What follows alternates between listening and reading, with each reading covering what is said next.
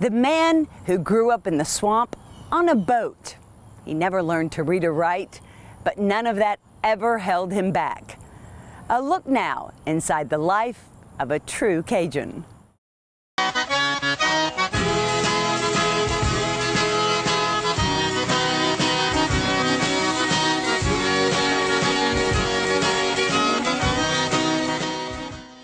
The numerous waterways surrounding Pierre Part have defined it for centuries. Until the mid-1900s, you could only get in or out by boat.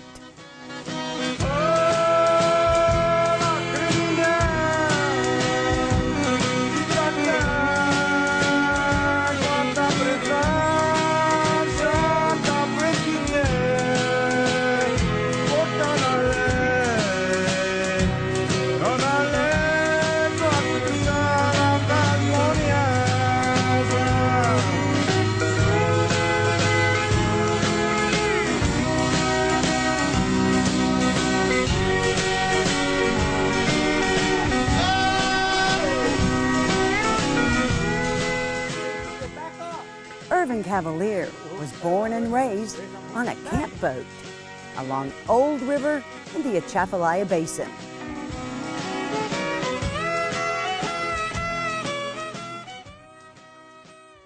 We would stay on the camp boat, and when the water was coming high, the camp boat float and they go in the side of the wood. When the water was gone, the camp was coming back where it got deeper water. 8 years before Irvin was born, water swallowed this region. The Great Mississippi Flood of 1927 remains the most destructive river flood in U.S. history. 27,000 square miles of land filled with water up to 30 feet deep. Precious Lord, take my hand. 700,000 people were homeless. Lead me on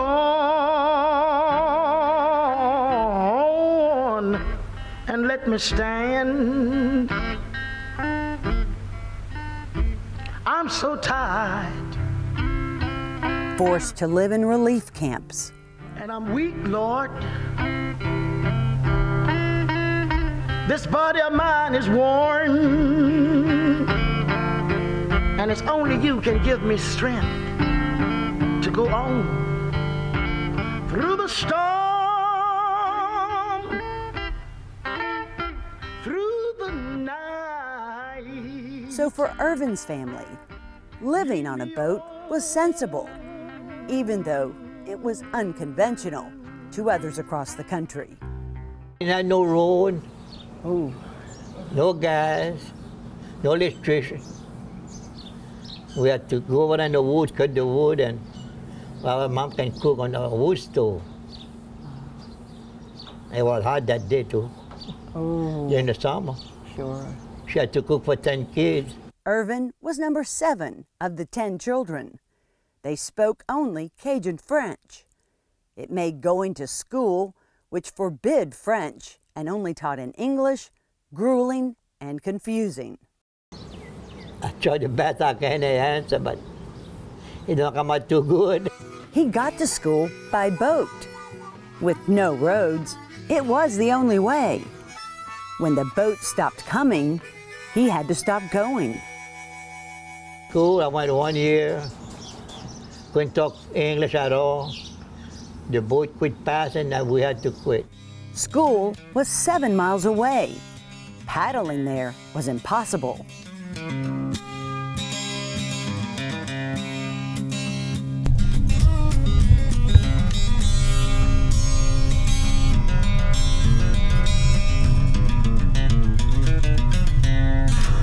I'd be 14 miles going to come. Instead of school, Irvin went to work. I was 10 years old, and we was picking up some black moss, some green moss with my dad in the woods.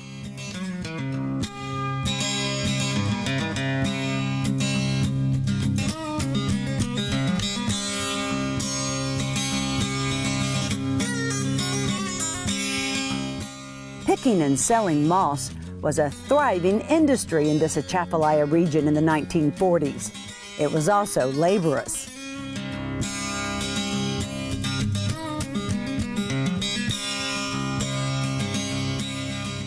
They was 4 cents a pound Wow. for the black one. The green one, we had to put that in the water to let it kill itself, and later on we go back and put it on 1 pound. And about three or 4 weeks later, we had to come back and turn it till it turned black. And after that, we had some pole from one end to the other one and put it on top of that to let it dry. Once dry, he'd sell it to the Pierre Part store. We used to come sell it over here. When we got over here, the man would give that a ticket. When you come back, you buy your food. Oh, okay. So it was a ticket system. Yeah, That was the currency. yeah. The moss was used throughout the country in everything from mattresses to cars. Like the Model T car and all. Really? They used to make the seat, the back of the seat and all. Okay. That's what they used to do. You can make a bed with that. That's what we have for our bed, with the moss, the black moss. Every 5-6 months, that to tear that bed down and tear that moss to get it more bigger. Some of his neighbors of that era worked in another booming industry, cypress logging.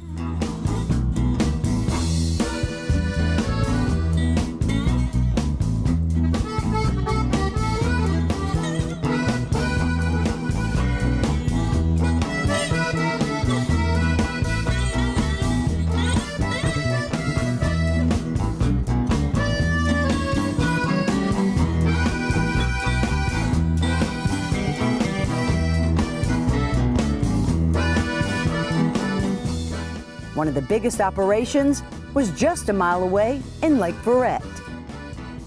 This is the Skidder Camp.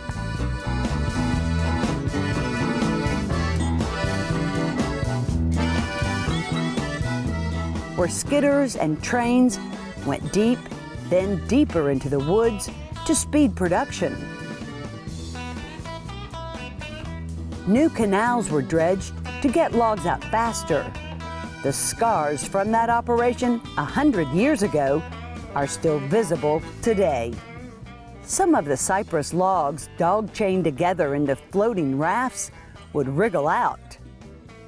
I pulled one, it was 7 feet diameter, Whoa. but it had 24-inch good wood all around. Irvin used that log to build himself a camp. However, the most prolific industry here throughout its history is fishing. It's the bedrock of how Irvin's made his living. Crawfish, crabs, catfish, and even frogs. Often he worked 3 jobs in one day with little sleep.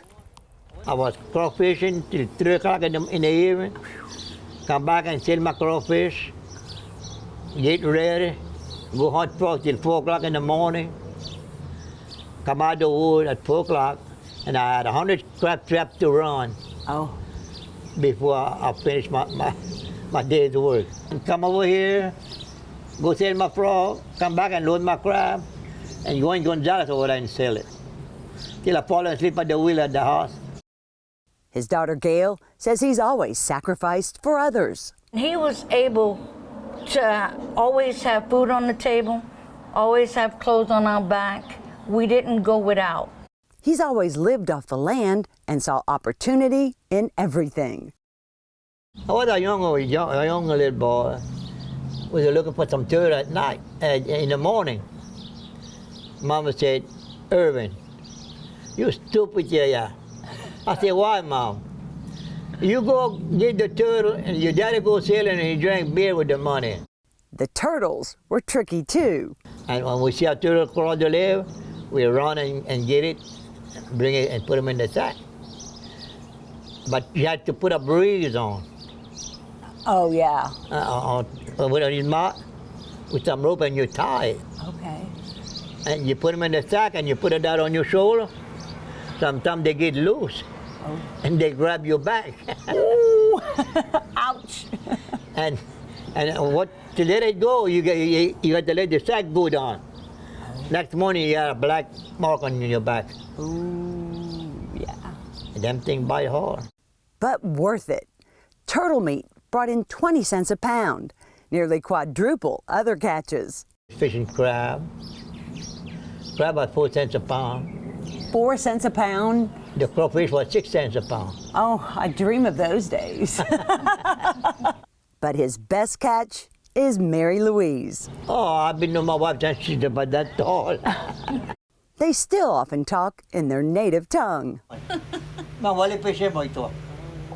Yeah. Wali peshe patasa. Na pêché joliment longtemps des crevices. Quand j'étais jeune, To give her and their young family more, he worked 9 years in a shipyard. He couldn't read words, but he could a blueprint. Know where the pipe goes, what to do with the pipe, and all this stuff. I'm very proud of my dad. The job just never really fit him. He preferred being his own boss. If you want to take a break, you can take a break. Oh, you want to play with a snake, you can play with a snake. He's become a legend in these parts, renowned as the very best at frogging.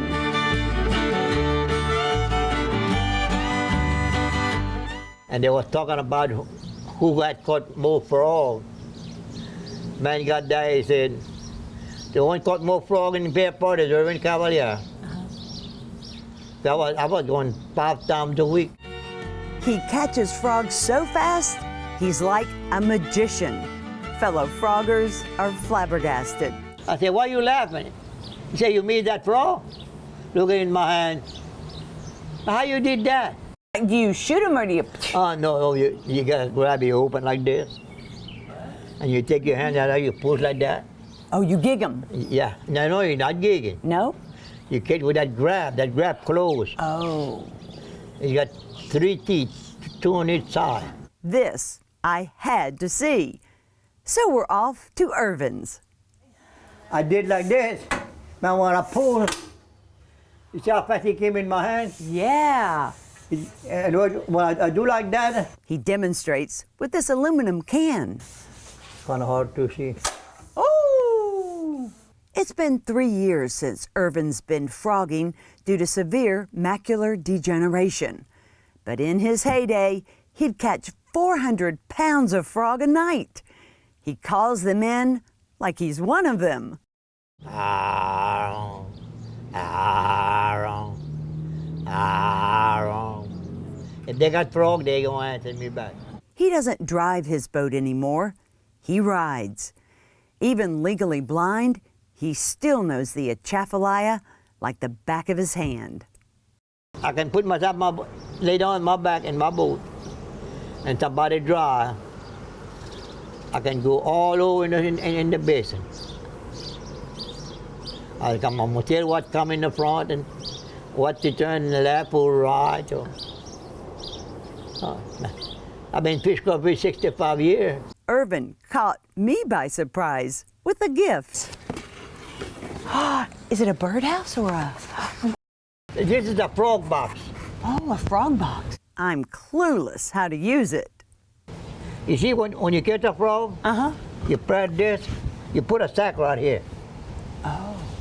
And when you press that, you let the frog go in the sack. That way the frog And he can't come back outside. That's why I got that door closed over here. Oh. When you press it up, it go down. Now, how do I get the frog in there? And just like that. Confusion is written all over my face. You got the frog in your hand. Oh, that's what I'm asking. Like, okay, so hand and frog. I don't put that down there to get the frog. That would be too easy. Easy is nothing Irvin's life has been. The education he didn't get, his daughter Jenny says, he made sure his kids did. He always said, go to school, learn, go to school, learn. Irvin's never read a book, but Gail wrote one. Her dad's the inspiration for the central character in the children's book, Petal Pals, Swamp Adventure. And Egret with his nickname. I give myself my own name, Tell me. Too Tall Irvin. Too tall, Irvin? Yeah. He has few regrets, but school is one. I wish I would do though, but it was too late. I had a family to support and all. Did you feel like you all were poor? Oh, we were poor. Did you know you were poor? Oh, yeah, we know we were poor. Oh. He didn't learn English until he was 18. He's still more fluent in French. Lorsque j'ai été élevé, et quand j'allais me faire, là, jamais péché. He's that generation of Cajuns who triumphed over adversity, whose spirit, wit, and determination inspires others, like the owner of Pierre Part Cajun Retreat, Marilyn Lambert. Folks vacation here from around the world to walk in this footprint of Cajun culture that's disappearing. He's a dying breed. He really is. At his age, you don't find too many people that, first of all, were born in the swamp, and have basically no formal education at all, and how well he's done in life in spite of it. That's what I admire, that no matter what hardship has been thrown at him, he's overcome it. True Cajun. True Cajun, right out of the swamp, literally.